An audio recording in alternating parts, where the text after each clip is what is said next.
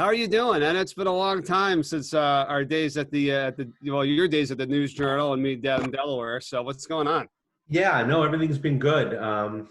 I was, what years were you down in Wilmington again? Yeah, so I was there 99 to 2000 and like Okay. 12 or whatever doing Delaware, but yeah, it's still in Delaware for a long time there. Yeah, so we did overlap a little bit. Yeah, I was there from '06 to '09, and then I moved to Boston for almost 9 years, covered the Red Sox, and now I'm back here. So yeah, I'm glad to be back. That's my team, man. I grew up in Vermont, so I'm a huge Boston fan. So Oh, there I, you I go. I saw that. I know you were at the Herald for a while, and then at ESPN too. So Yeah. what was all that like, man? During all those great years, you know? Oh, that was fun. I mean, I went to college there. I went to BU, and so it was always like I didn't grow up there. I grew up in New Jersey actually, but like I went to school there and tons of friends there, and it was always like my goal to go back there.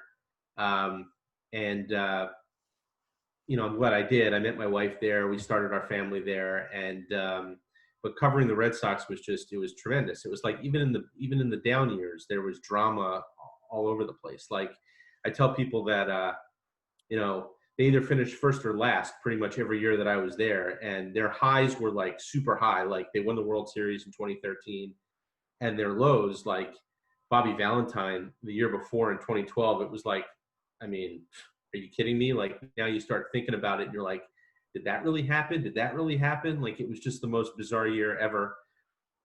So yeah, it was a lot of fun, and I mean, like Red Sox Nation, man, right? I mean, like the intensity is crazy. Yeah, how about for you, like being a media member up there? I always felt like, and I know you've got a great following now, and you've done so many good things, and you even wrote a book. I want to talk about that in a sec. But like, how about the media following up in Boston? You know, is that anything like you've experienced? I know you've been to a couple places, but like, how about you're known there when you're in Boston covering the Red Sox, especially. Oh yeah. Look, I thought growing up, I grew up halfway between New York and Philly, and we kind of gravitated toward New York. My parents were both from New York, and so I thought kind of like I got it. Like I thought I kind of understood like what Northeast media market craziness is like, and then you go there, and it's like it's Northeast media market crazy in a small city. People don't realize how small Boston is, and it's a small city, and it's like a fishbowl. I mean, in New York, the media environment in New York is crazy, but at least the Mets have the Yankees, Yeah. and the Knicks have the Nets, and the Rangers have the Islanders and Devils. There's always somebody to play off of. Um, There, it's just 100% intensity on those teams, and it's crazy. I mean, the media unto itself, like covering the media unto itself, is a thing for people up there who do that. And yeah, it's just it's a lot of fun though. Like I think like I'm really lucky because I've been able to work in Philadelphia and I've been able to work there in Boston, and other than New York, go find two better sports crazed places than that. I mean, people really, really care, like almost scary how much they care about their teams. And that's what you want. Like, if you do this for a living, you want people to be that invested in it because, like, I mean, we live it every single day. We follow it every day. And our readers are more intense than we can even imagine. So I think it's fun. I think it really keeps you going. Yeah, really. I mean, every just regular season game for the Red Sox, and if they lose, the next day everybody's like, "All right, I mean, see what happened last night. It was just horrible." It's like the Yeah. worst thing in the world. Yeah, and you know what? Like it's changed. I think even since when I was in college in the mid '90s, where it was always a baseball town, and I think to a certain extent it's always going to be. But the rise of the Patriots in particular, and I guess the NFL in general, it kind of becoming the most popular league in our country, and the NFL is so intense because it's one game a week. And I think it's John Lester who said, when you play for the Red Sox, it's like you're playing 162 one-game seasons because, you play and then it gets dissected all day long until you play again. And then it gets dissected like I covered John Farrell as the manager there for a few years. And I know it wore on him. It wears on everyone who plays up there because it's like, you sort of relive that whole entire game for a day until you play another one, and you do that every single day for 6 months. It's kind of maddening. And I think in the media sometimes, it's helpful to take a step back and remind people like, hey, this is baseball's not the NFL. Like they play every day. Like if you're gonna if you're gonna approach every single, like dissecting every single game with that kind of intensity, you're gonna drive yourself nuts. But that's how it is, and that's why it's such a great sports town. They have two really really powerful and sort of narrative shaping sports radio stations up there, and sometimes they influence the conversation in a certain way, positive or negative, and that sort of just adds fuel to the fire. So it's really, as you know, I mean, it's kind of unlike just about any other city you can be in. Yeah, and on the other side, how about, Philadelphia, right? I mean, everything that I guess they've gone through over the years, and then, for them to win a World Series Yeah. and, the team that they had, and I mean, you kind of, it's amazing, right? When you have a collection of players and they live on, for forever, really, and those teams and how special they were. And now you're back there in Philly again. So I don't know what's your experiences there in relation to what you had in Boston. It's funny. We were when the Patriots and Eagles played in the Super Bowl a couple of years ago. We were here looking for houses, and we hadn't moved yet.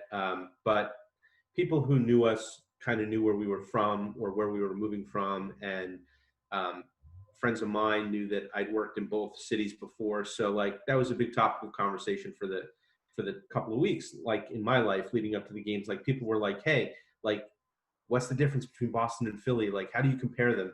And I said, like, they're really the same, except that in Boston, fans, I mean, are sort of ridiculously spoiled because Mhm. every year or two, another one of the teams wins a championship. And in Philly, they're like ridiculously starved because it happens so rarely that a team wins a championship here. But the passion is the same. And I think because the experiences are different, if it's not the Patriots, it's the Red Sox. If it's not them, it's the Bruins who are going to the finals again. Like there's almost an expectation up there. Like, yeah, you know what? Like you expect to win every year. If we don't win it this year, we'll win it next year. Like, don't worry about it. And people here, I think, really understand how unique an opportunity that is. And when the Phillies won in 2008, they hadn't been to a World Series since '93. They hadn't won one since, of course, 1980. I think people realized how special that was. And because of that, if you were a member of that '08 Phillies team, you kind of, I don't know, that you buy a drink in Philadelphia for the rest of your life. And there up in Boston, like I mentioned John Lester earlier, it's funny when he signed with the Cubs, I went to Chicago for that press conference. There were like two or three of us Boston writers who were there. So after the press conference, he kind of pulled us aside and gave us some time to kind of talk about the Red Sox years. And he said, no offense to the 2004 guys, but I won in '07 and I won in '13, and I don't feel like I'll ever be regarded there the way Dave Roberts is, and he stole one base. Granted, it was a huge stolen base, but he's like, I won 2 World Series and I pitched, I think, pretty well over that time. And like Dave Roberts will walk on water, and I'm just the guy who won a couple of other World Series. And I think that's the difference. It's like '04 changed everything for the Red Sox, and I think just generally this era has changed everything in Boston. And until they go through now maybe it's going to happen, maybe it's coming, until they go through a long stretch of time where they don't win, I don't know if they appreciate winning the same way that they did before. No, I understand that. I mean, I'll be 100% honest with you because being a Boston fan, that's it. You are very spoiled. I mean, after the fourth World Series, in the recent time, I'm like, I don't even think I heard from anybody. I don't even know if anybody even texted Yeah. me, like, hey, oh, this is great. Like in '04, it was sick. It was unbelievable. I mean, I remember being out of the bar, down at the Deer Park actually in Newark, and I brought my broom with me, because it was like, I was gonna get the sweep. And I was Yeah. crazy, And I don't think I've ever had more fun or been more excited for my team winning than when the Patriots won their first Super Bowl. Right. With Brady and the Bledsoe, the whole thing, and being 14-point underdogs to the Rams, and nobody's going to win. They're not going to win. I mean, you could ask a bunch of friends and people I was with at the time. That was the most excited I've ever, ever been Yeah. at. And I have to say 04, but it's crazy. And now you're like, oh, another Super Bowl, another World Series. Like, what is wrong with us? Yeah, and of course, like that's how Eagles fans here felt a few years ago when they beat the Patriots. It was like it was their first Super Bowl championship ever, and obviously a long time coming. And um, the elation. We were, like I said, we were here from like looking for places to live, and we were actually staying right in Center City in that Marriott right on Market Street. And the Super Bowl ended, and we were like 26 floors up or whatever, and it was like New Year's going on outside. And um, my wife couldn't believe it, and it was like, yeah, well, this is what it means to them here. And if the Patriots had won, they would have just had another parade. Like it would have been one like the other six that they had. So I do think that like over time, I don't know whether they're spoiled or they just sort of take for granted that the next championship's just around the corner. And I don't think that's ever happened in Philadelphia. So I think it makes them special when they happen. Like if the NHL can get going again and the Flyers can somehow put together a run and win it, I mean, can you imagine, like, because it's been so long for them. So, I think here, people have that same passion that they have in Boston. They come at it from a different viewpoint. And hey, how about your book, The Big 50 on the Phillies? I mean, that's just, first off, I've talked to a few people already during this time, that have written books, and I'm very intrigued by it. I mean, I just think it's so impressive. Like, I don't know, how much time and effort and energy even goes into that, and even trying to find a publisher and get it, done. I mean, what an accomplishment, So if you could maybe tell me, how you're able to do something like that, what you thought, how long it took, and then what's most proud for you about coming out with that book. Yeah, thank you. It's funny. So the book is called The Big 50, and it's a series that Triumph Books has done. So there's a Flyers version of it. There's a Red Sox version of it. They've done it with, I don't know how many now, but certain teams across sports, not every team. So they approached me. So I was lucky in that aspect of it, that I didn't have to go shop my idea around. I mean, I've heard from writers, I've heard stories about how difficult it is sometimes to sell an idea. So this was their idea, but what was appealing to me was that I was able to sort of take their general framework and then approach it how I wanted to. So the general idea is the same, and the idea. So I guess step one in the project was, the idea is take 50. Essentially make a list, and everyone loves lists. So make a list of 50 teams, players, individual games, moments within games, however you want to do it. 50 men and moments, they call it, who've come to define a franchise over the course of its lifetime. So that was step one, was coming up with a list of 50. And there were some difficult cuts. There were some really easy ones. I remember calling the editor shortly after we started, and I said, well, I can give you my list of 50. And he said, well, was it hard to come up with them? And I was like, well, they've won 2 World Series. So, one is 1980 and 2 was 2008. That was pretty easy. And then, like, they've had certain guys who, like they're Hall of Famers. Mike Schmidt is probably the greatest position player in franchise history. So, that he's in your top 5. And, Steve Carlton is probably in your top 5. And so I looked at it like, I thought it was helpful to look at it as if, especially for the players, like there were tiers. Like, Mike Schmidt's in your top tier. And then, with Carlton and probably Robin Roberts, he fits in the top 10, and Richie Ashburn and the Hall of Famers. And then, just below that in the next tier are your guys like Chase Utley and Jimmy Rollins. And then it was kind of figuring out how the puzzle fits. So like what other years, 1980 and 08 were easy. And obviously 93 has to be in there, and the Whiz Kids have to be in there, and, certain big years. But then within that, there was freedom in picking and choosing what I wanted. And I cheated in certain places where I combined a few things. So they call it the Big 50. It's probably more like the Big 55, really. And then once I had the stories, the topics, I tried to I tried to tell stories I hadn't heard before. Because, like, let's face it, if you're going to write about Mike Schmidt, he's been in the public sphere for 50 years, almost. So he's written his own books. You're probably not going to pave a whole lot of new ground on Mike Schmidt. So I use this as an example. I was kind of going back through his career a little bit, and I get to 1985, and I see, oh, he played mostly first base in 1985. Well, I didn't realize that. So who played third base? And it was a guy named Rick Shue. And it turned out Rick Shue was on the Giants coaching staff last year. So when the Phillies went to San Francisco, I sat down with him for like 30 minutes, and we talked about what it was like not only to replace Mike Schmidt, but to do it while Mike Schmidt was still on the team. And that led to some interesting stories. So where I could, I tried to do things like that, was tell stories about these people or these years or these moments from a viewpoint or from a perspective that either I didn't know before, or tell a story about it that I didn't know before. Yeah, that's some pretty good advice, to be honest with you. And I'm glad you brought that up. I'm going to try to remember that because, when we do games or I do broadcasts, we're always trying to come up with stories and tell, people things. And then sometimes I feel like I know it's already been out there and I'm like, am I going to tell this again? And then the fans of that team kind of know, and it makes it sound, whatever to them when you're like, hey, so-and-so did blah, blah, blah. And they're like, I know, but the other people, they don't. But it was like, that's a good point. Maybe I can dive a little deeper like you just did with that example and find a way to tell something that somebody doesn't know, including the fans.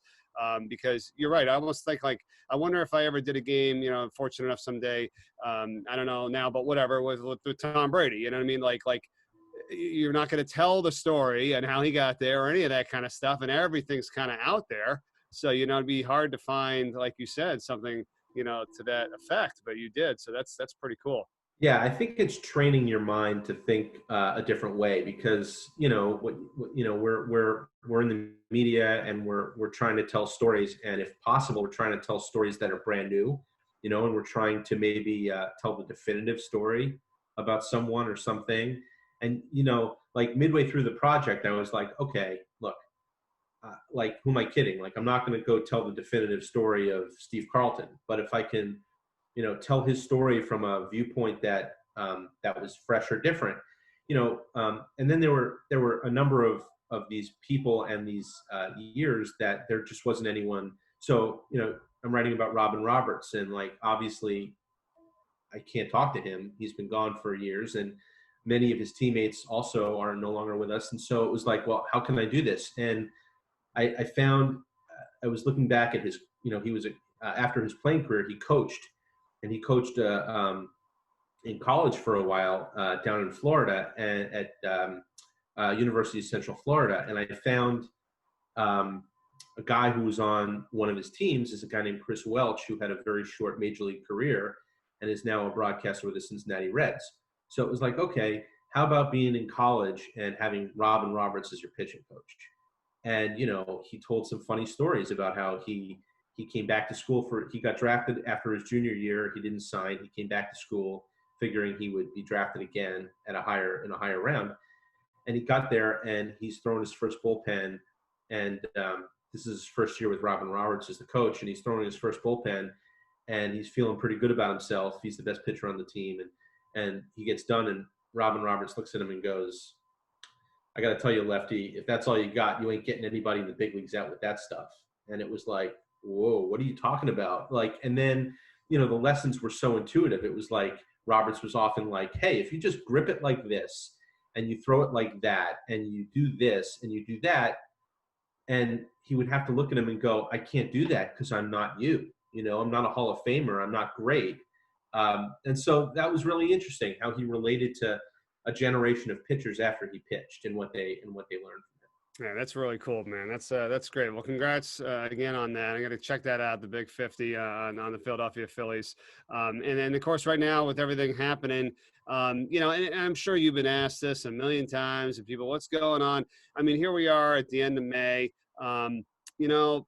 Middle of June, we'll be saying something different. Early July, who knows? Maybe we're back going again. But like, I guess at this given moment and with the situation that's happening, What's your thoughts on what you've been hearing, and what you think is potential for getting baseball back this summer? Yeah, it seems to change by the day, depending on who I talk to. I just still believe, I guess, that as far apart as they are on the economics right now, that it's hard to see them not bringing this thing together because of money. Like if they can't play because it's not safe to play, and that's a huge question to me still. Like MLB put out a 67-page manual on protocols that would allow them to play. That's 67 pages, and some of the things in there are pretty serious. Like we discouraged showers after games at the ballpark. If you can't shower in the clubhouse, maybe they shouldn't play the games. But if they can get through all of that and get to a place where the players feel safe and secure, I don't know how they can let the owners say, well, all right, but like we have to go back into that agreement and revise it because now we're not playing with fans, and that's 40% of our revenues at least, maybe more. That's gone, and the players say, we don't believe you. Open your books and show us, and we're not taking another pay cut. And like these are fundamental differences based on distrust between the two sides, and until they get over that, it's hard to see a deal come together. But it's also hard to see them blow this whole thing up over money. Yeah, I mean, you made a good point. I mean, I think everybody's kind of dealing with this a little bit in some fashion or another because obviously money is the biggest, thing of this. But to your point earlier about like 67 pages of rules and regulations. I mean, listen, I do sports. That's my whole job, is broadcasting games. Right. Like I want it back as soon as possible. I know we all do, but in some senses, and I'm not trying to say that this is what I want. I'm just saying that if you can't really do it and it's fun or you're not worried, then why are we kind of doing it? You know what I'm saying? If like, hey, if you can go back and we can do it, but you got to do all these things that it's not even fun and it's not helping anybody. There's no fans. I mean, are you making any money? I mean, are you still losing money because you got to pay the players and nobody's coming to the stadium? I mean, I almost would rather just wait until it could be somewhat close to like we envisioned it and remembered it. And I think it will go back. I mean, everybody says it's never going to go back. It'll go back 100% when the vaccine and all this is all said and done. I think we all know that. But until we get more comfortable, why are we going to just do it for the sake of doing it? I mean, do you agree with what I'm saying? Do people have that opinion like that or what? Yeah. I look. I mean, I think on the public safety, on the safety health angle of it, is where the players are for once. It's relatable to the general public. Most people, when you get into the money, they can't relate to the millions of dollars that the players are making um, and or losing. So, but from a health standpoint, everyone's wondering, when is it safe for me to go back to work, right? When is it safe for me to stop working from home and to go to my office or to go to wherever I normally work? You're wondering that about, when is it safe for me to go to games? When is it safe? I'm thinking the same thing. Is it safe for me to be in a press box or in a clubhouse or, that sort of thing? This is the one fight that the players can sort of, this is the one area where the players are it should be about that more than the money. It should be about the health and safety angle of it, because if they can't play over that, if that's the reason they can't have a season, I think people will understand that. I was talking to Larry Boa the other day. He said, yeah, he's like, I read the highlights of the 67 pages, same as everyone else. And I'm thinking, as much as I love baseball, and he's been in the game for over 50 years, he said, I won't be mad if these guys don't play because I'm not sure it's safe to play.